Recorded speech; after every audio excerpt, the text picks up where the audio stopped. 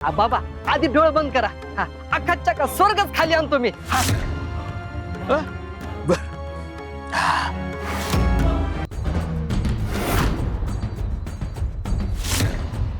कुठल्याही परिस्थितीत ही आई तिच्या लेकरांचा हात कधीच सोडणार नाही. हाच आमचा धर्म आहे. सृष्टीने आमच्यावर सोपवलेलं प्रत्येक उत्तरदायित्व आम्ही पूर्ण निष्ठेने पार पाडू. आम्ही त्यासाठी सिद्ध आहोत.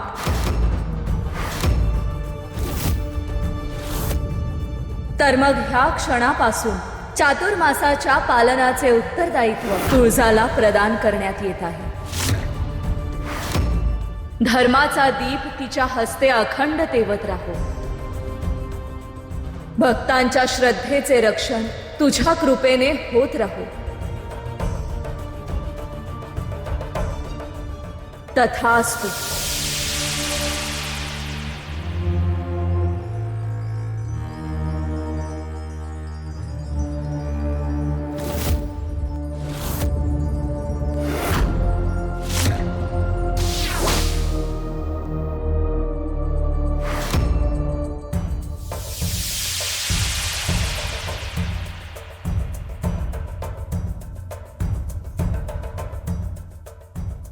चातुर्मास हा केवळ 4 महिन्यांचा कालखंड नाही.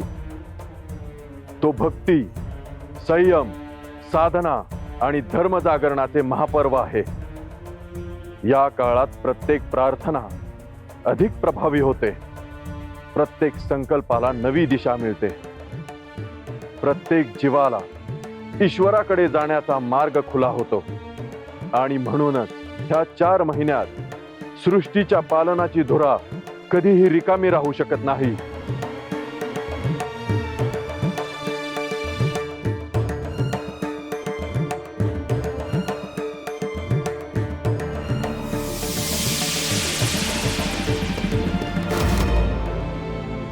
देवी तुळजा, ह्या पवित्र क्षणापासून सृष्टीच्या पालनाशी निगडीत चातुर्मासाचे दिव्य उत्तरदायित्व तुमच्यावर सोपवण्यात येत आहे. तुम्ही आदिशक्तींचा अंश आहात. तथापि या समयी मानवी देह धारण केला आहे आणि म्हणूनच हा प्रश्न विचारत आहे. देवी, तुम्ही ह्या महान दायित्वासाठी पूर्णतः सिद्ध आहात?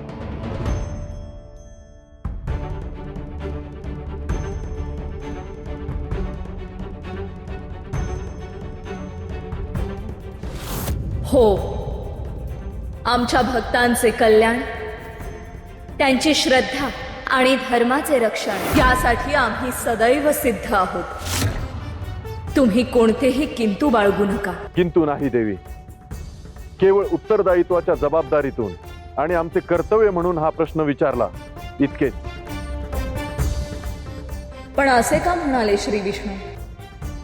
तुम्ही ह्या महान दायित्वाचा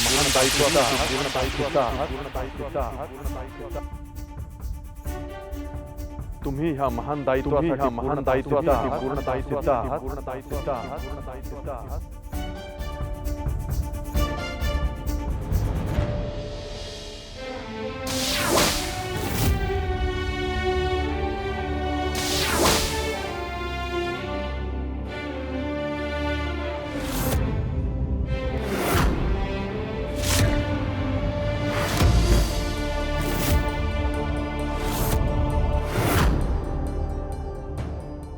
ही तर कोरी आहे. ज्ञान कधीच शब्दात बंदिस्त नसते देवी. काळ जसा पुढे सरकेल तशी ही पोथी तुम्हाला स्वतः मार्ग दाखवेल. जेव्हा जेव्हा एखादा प्रश्न उभा राहील, जेव्हा जेव्हा एखादा धर्मसंशय निर्माण होईल, तेव्हा तेव्हा ह्याच पोथीतून तुम्हाला उत्तर प्राप्त होईल. ही केवळ पोथी नाही, हा चातुर्मासाचा एक दिव्य संकल्प आहे आणि आजपासून त्याची संरक्षिका तुम्ही आहात. तुमच्या कृपेने या काळातील चातुर्मास प्रत्येक भक्तासाठी श्रद्धेचा, साधनेचा आणि आत्मजागृतीचा अविस्मरणीय सोहळा ठरो.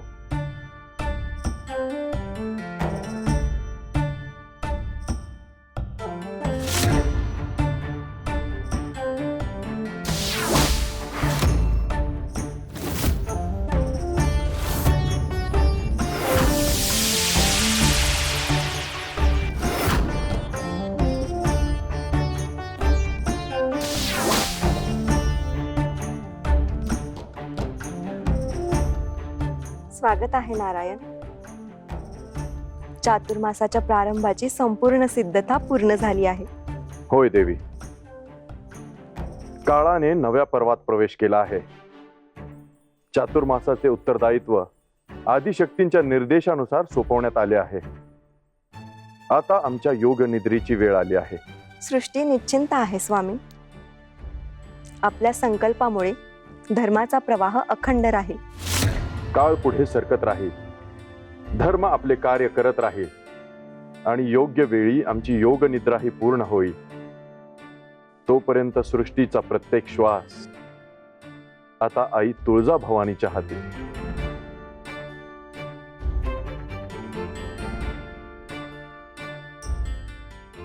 शुभ योग निद्रा नारायण.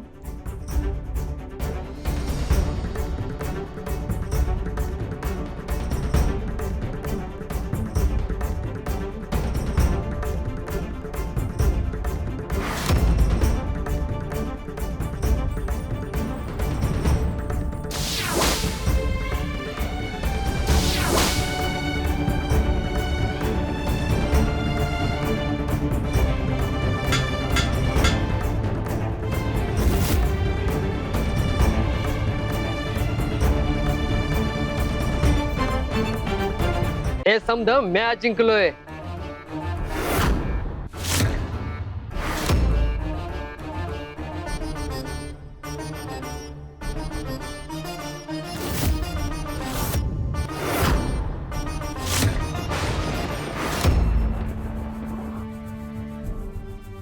आव, ते सोनं काय राहिलं. झालं? ते सोनं. कशापायी एवढे दचकून उठलात? अग सुरेखा, समजा अजून जिथं दिसते बघ माझ्या समोर तो सारीपाट घावलाय मला. आणि मी एका मागोमाग एक डाव जिंकत गेलोय. आणि जिंकता जिंकता माझं आयुष्य हरवत गेलं. माझे केस पांढरे झालेत, माझी ताकद गेली आहे, रडते आणि तू हात जोडून मला थांबवतेस, पण मी कुणाचंच ऐकत नाही. मी कुणाचंच ऐकत नव्हतो. आव, शांत व्हा. बघा, समद ठीक आहे, म्या हाय, सासूबाई हाय, समदे आहेत. हे फक्त एक वंगाळ सपान होतं, इसरून टाकायला. अगं कसं विसरू. अगं सपान जरी असलं तर काजाचा ठाव घेऊन गेलं. अगं वाहत गेलो होतो ग मी. त्या एका नादामुळं माझं डोकं फिरलं होतं. हे घर, संसार, माझी बायको, आई, कशाची बी किंमत राहिली नव्हती. माझं खूप चुकलं. मला माफ कर, मला माफ कर. लई चुकलो. भाऊजी, हवं काय झालं? एवढं मनाला लावून घेऊ नका. हवं जे काय झालं ते तुमच्या मनात शिरलेल्या विकाराचं काम होतं. हवं व्यसन आधी माणसाला हिसकावून घेतं आणि मग नंतर माणूस त्याच्या मागे चालत राहत. मग त्यात स्वतःला दोष देऊन काय उपयोग? नाही वहिनी, माझी चूक होती. कोणी जबरदस्ती केली नव्हती. मॅच त्या वाटेने गेलो होतो. बरं, चूक तुमची होती म्हणूया. मग मला एक सांगा, जर का चूक तुमची असती तर साक्षात तुळजाई तुमच्या मदतीला धावली असती का? ती स्वतः व्यसन खंडणी होऊन तुमच्यासाठी उभी राहिली होती. हवं तुळजाई कधीच माणसाला शिक्षा द्यायला येत नाही, ती चुकलेल्या माणसाला योग्य मार्ग दाखवायला येते. अगदी खरं बोललीस सखू. आपल्या घरावर तुळजाईची मोठीच कृपा आहे. आपल्या घरातल्या प्रत्येक लेकरासाठी ती वेगवेगळी रूपं घेऊन आली. बाळूसाठी ती मृत्यू हारिणी झाली.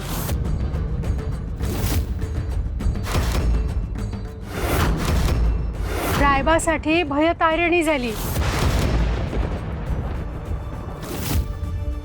आणि माझ्यासाठी चिंतानाशिनी झाली.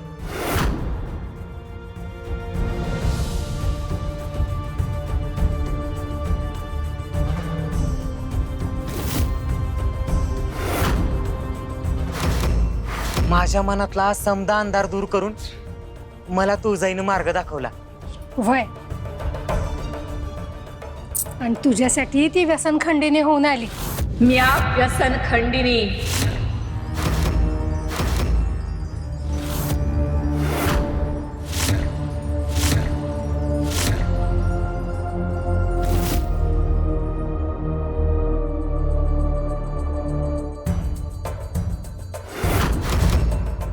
तुझा हात धरून तुला त्या नरकातनं बाहेर काढलं तिनं. बघ भिक्या, आपण संकटात होतो पण एकटे नव्हतो. तुळजाई प्रत्येक पावलावर आपल्या संगच होती. वय आई, आई तुळजाईची कृपा मी कधीच आयुष्यभर विसरणार नाही. तरी बी माझ्या मनात जे बोचते त्याची सल कधी बी जाणार नाही. माझ्या भावांना, माझ्या आईला, माझ्या बायकोला जे दुःख दिलंय त्या मी कधी बी विसरणार नाही, कधी बी विसरणार नाही. बस झालं भाऊजी आता. चूक इसरायची नसत्या, पर ती चूक घेऊन आयुष्यभर जगायचं बी नसते. त्यातनं काहीतरी शिकायचं असतं. हवं मनातला सगळा किंतु अपराध धुवून टाका, कारण आजपासनं पवित्र चातुर्मास सुरू होतोय. वय चातुर्मास हे का असतं वहिनी?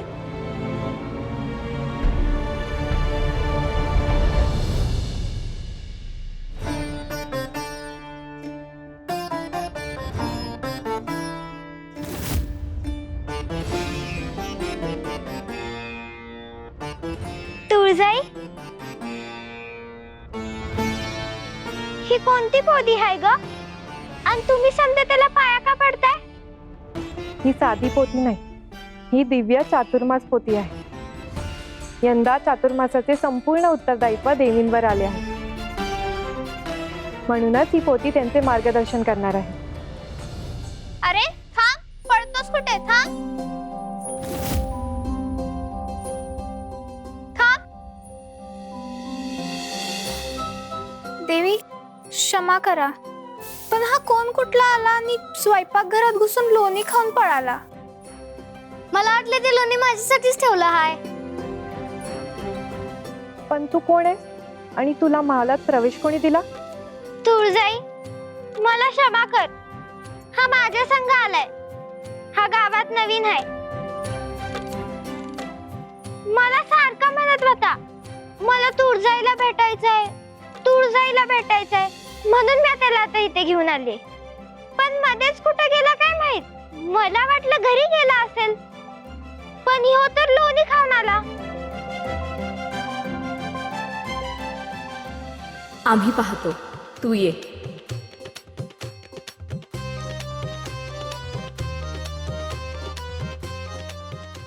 तुझं नाव काय? केशव. चातुर्मासाच्या या पावन आरंभी केशवाचे महालात आगमन झाले.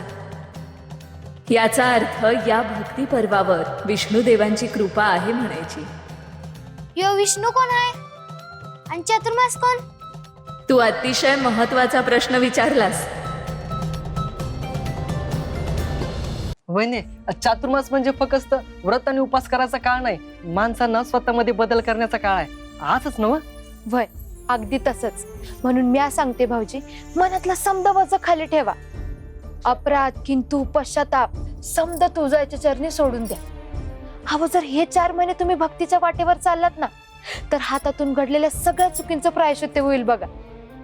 चातुर्मास फक्त माणसाला देवाजवळ नेत नाही, तर तो परत स्वतः जवळ बी आणतो. खरं सांगू का वहिनी, आज मन खूप हलकं झाल्यासारखं वाटतंय बघा. जणू माझ्या काळजावरचा दगड कोणीतरी बाजूला काढून टाकले बघा. खरंच लय गोड सांगितलंस ग पोरी. मनाला अगदी भिडलं बघ. तुळजाईनं आपल्या घरासाठी काय नाही केलं. संकट आलं तेव्हा धावून आली, हात धरला, उभं केलं. आपण बी तिच्यासाठी काहीतरी केलं पाहिजे. वय सासूबाई, आपण काय करायचं? आपण तुळजाईची मोठी पूजा मांडूया. गावभरच्या समध्या लोकांनी बोलवूया आणि ह्या चातुर्मासाची सुरुवात भक्तीनं करूया. होय, हे माझ्या मनाला लय भावलं आहे. गावातल्या लोकांच्या मनात बी भक्ती जागी व्हायला पाहिजे ना. वय मी बी यात पुढं असणार. आज पुतूर माझ्याकडे जे काही झालं त्याची भरपाई करता आली तर या भक्तीतच करेन. वय आता आपल्या घरात सारी पाठ नाही, फक्त देवीचं नाव घुमलं पाहिजे. बस हीच खरी सुरुवात आहे.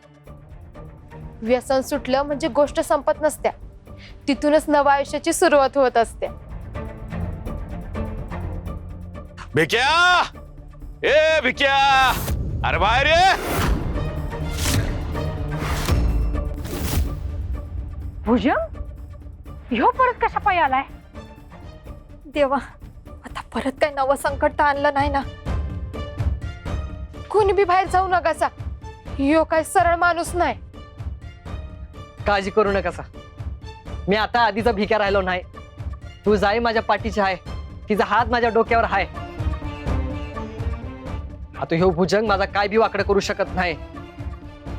म्या बघून येतो तो कशासाठी आलाय.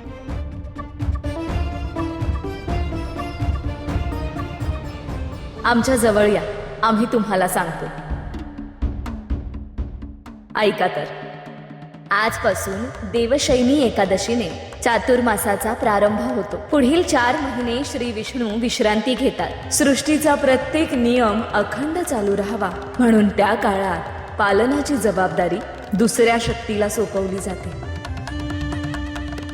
यंदा ती जबाबदारी आमच्याकडे आहे. म्हणजे हा जो विष्णुदेव आहे तो झोपल्यावर समतं काम थांबतं का? नाही, सृष्टी कधीच थांबत नाही. सूर्योदय होतो, चंद्र उगवतो, नद्या वाहतात, पाऊस पडतो, बीज अंकुरते, जीवसृष्टी जगत राहते. परंतु हा काळ माणसांसाठी विशेष असतो. निसर्ग स्वतःला नव्याने घडवत असतो. पावसाने पृथ्वी तृप्त होते, झाडांना नवीन प्राण मिळतो, वातावरणात सात्विकता वाढते. म्हणूनच या काळात मनाला देखील शुद्ध करण्याची संधी मिळते. म्हणूनच आज वातावरणात एक वेगळीच दिव्यता जाणवते. जणू प्रत्येक श्वासात एक सात्विक ऊर्जा भरल्यासारखी वाटत आहे. अगदी बरोबर.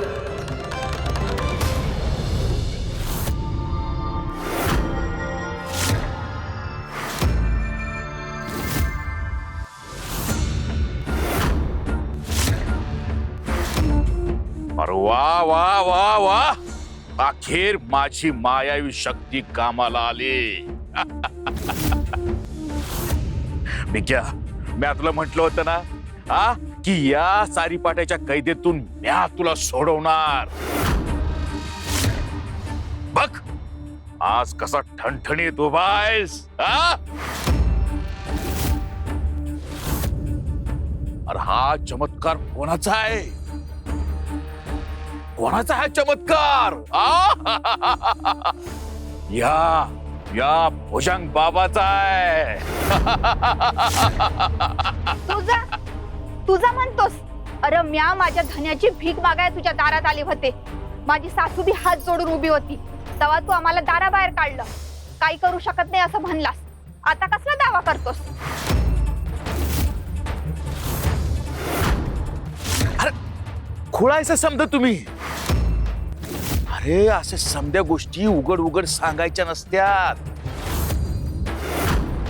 त्या मायावी बाईला म्याच तुमच्याकडे धाडलं होतं आणि माझ्या शक्तीमुळेच ती तुमच्यापर्यंत आली होती. सारीपाटाचं सगळं डाव म्या फिरवलं होतं.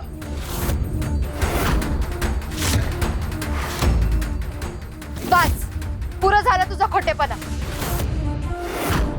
औषधाच्या नावाखाली माझ्या धन्याला जे दिलंस त्याच्यामुळेच तो आजारी पडला. आणि रायबा भाऊजींच्या हातात जो धागा बांधला होतास तो काढून टाकला तेव्हा त्यांच्या मनातली भीती गेली. आणि सदानंद भाऊजींच्या मनात जी चिंता होती ती बी तुझ्यामुळेच. होय, मी स्वतः अनुभव घेतलाय. साक्षात तुळजाईनं मला दर्शन दिलं. माझ्या डोक्यावरचा चिंतेचा डोंगर तिनेच हलका केला.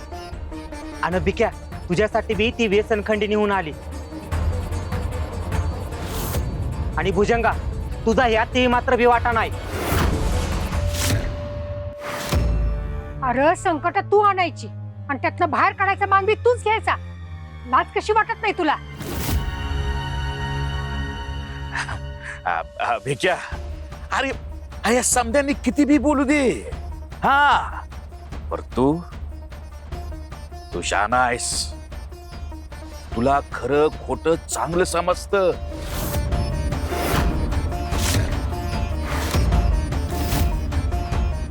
तुझा माझ्यावर विश्वास आहे ना? आहे ना? मग सांग या समध्यांना की म्या तुला वाचवलं म्हणून. अरे तुझ्या नशिबाला कलाटणी म्या दिली. म्या सांग. अरे सांग यासनी.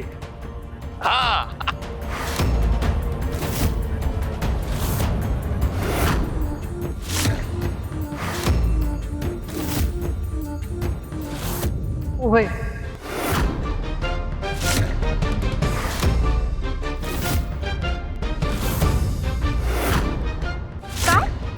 काय म्हणलात? अरे बिक्या, काय बोलतोयस तू? भाऊजी पुन्हा त्यांचा बोलायला बळी पडू नका बरं.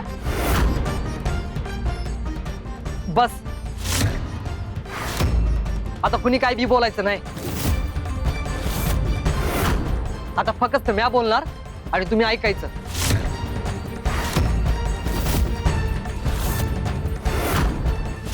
भुजंग बाबा, माझा तुमच्यावर लई विश्वास आहे. तुम्ही यांच्या नादाला नका लागू. माझा विश्वास आहे ना.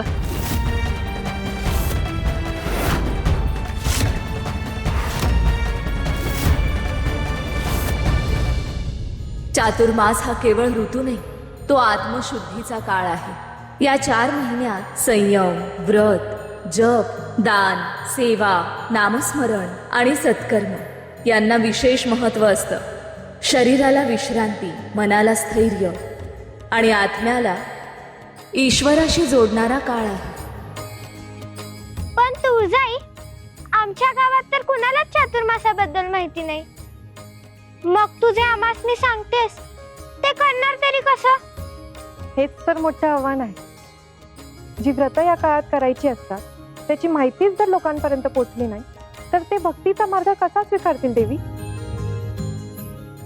तुळजाई, आधीच्या लोकांनी समधी व्रत केली होती का? हो, अनेक ऋषी, मुनी, संत आणि असंख्य भक्तांनी या चातुर्मासातील विविध व्रत केली. त्या व्रतामुळे त्यांना केवळ पुण्यच नाही तर जीवनाला दिशा मिळाली. प्रत्येक व्रतामागे एक कथा आहे, एक अनुभव आहे आणि भक्तीचा एक गूढ अर्थ दडलेला आहे. मग तुळजाई, त्या गोष्टी आम्हाला बी सांग ना. गावातल्या समध्यांना सांग, त्यांनी काय केलं, कसं केलं ते जर कळलं तर समधी लोक करतील ना.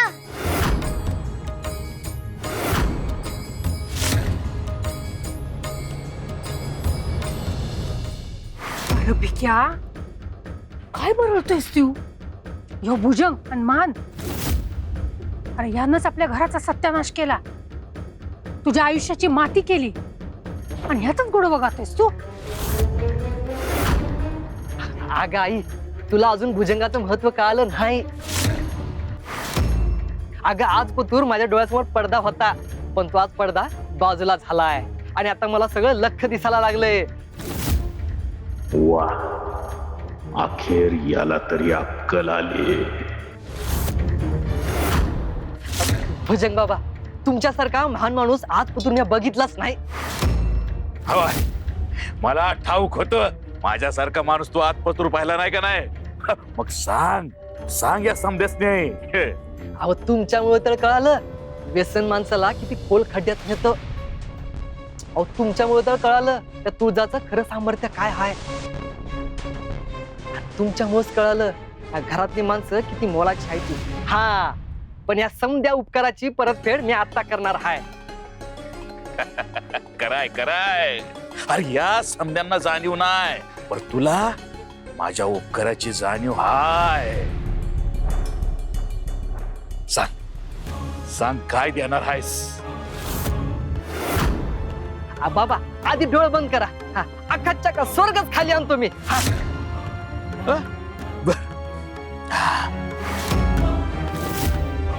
सांग सांग लवकर. अरे दे ना, दे, दे. माझ्या हातात दे. आण, आण, आण, आण लवकर. आणतो.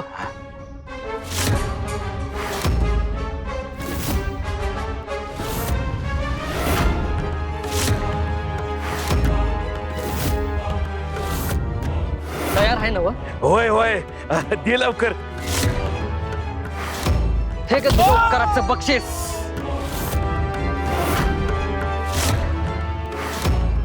अगं बाबू, हे घे तुझ्या मायावी सारी पाटासाठी. अरे येडा बिडा झाला का काय. हे घे माझ्या आईला रडवल्याबद्दल. यार काय करतोय मी क्या. हे घे माझ्या बायकोचा संसार उद्ध्वस्त केल्याबद्दल. अरे मी क्या, अरे म्या तुला मदत केली, म्या मलाच मारतोय ना. अग बाबा थांब. अरे अरे म्या तुला किती मदत केली हा, म्या तुला वाचवलं आणि माझ्यासोबत असं वागतोय रे हा. कोप होईल माझा, कोप पस्तावशील. अरे चा, मी कोपा बिपाला नाही घाबरत, कारण माझ्या पाठीशी तुळजाई हाय आणि ती तिच्या भक्ताचा हात कधीच सोडत नाही. पण तुझ्यासारख्या कपट्याला ही काठीच वरी. लय मागात पडल बघ तुला, लय मागात पडल. बघून घेईन समध्यासनी, बघून घेईन, बघून घेईन. तुला तर सोडत नाही बघ. अरे चा, जे व्हायचंय ते बघून घेईन. माझ्या पाठीशी तुळजाई हाय आणि परत जर माझ्या घराकडे वाकड्या नजरेनं बघितलास तर तुझं स्वागत फुलानी नाही काठीनं करेन.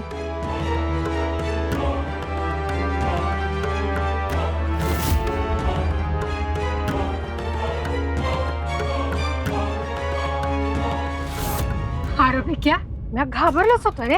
वाटलं की पुन्हा त्याच्या नादाला लागलास की काय.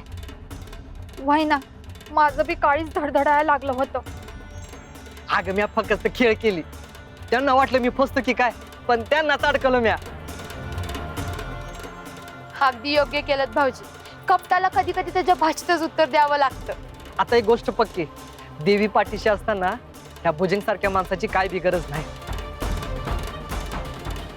होय, पण मला एक काळजी लागून राहिली अरे. लई दिस झालं बाळू आणि रायबा कामाला बाहेर गेल्या. चातुर्मासाच्या आधी ते दोघं बी घरी आले तर बरं होईल ग. येतील ते परत. चला आपल्याला ते पूजेची तयारी करायची आहे. चला चला चला चला. आई तुळजाई, कुठं असतील ग माझी लेकरं.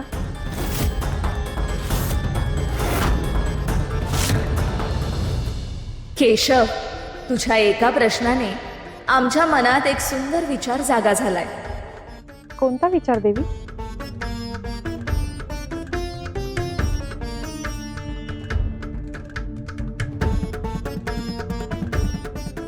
भक्तांना केवळ नियम सांगून भक्ती निर्माण होत नाही, त्यांच्या हृदयाला स्पर्श करणाऱ्या कथा सांगाव्या लागतात.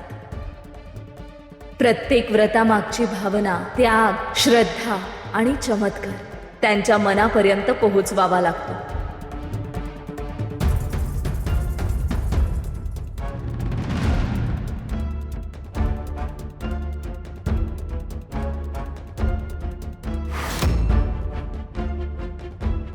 आणि आता आम्हाला समजलंय ही दिव्य पोथी कोणत्या कार्यासाठी आम्हाला मिळाली आहे. कशासाठी देवी?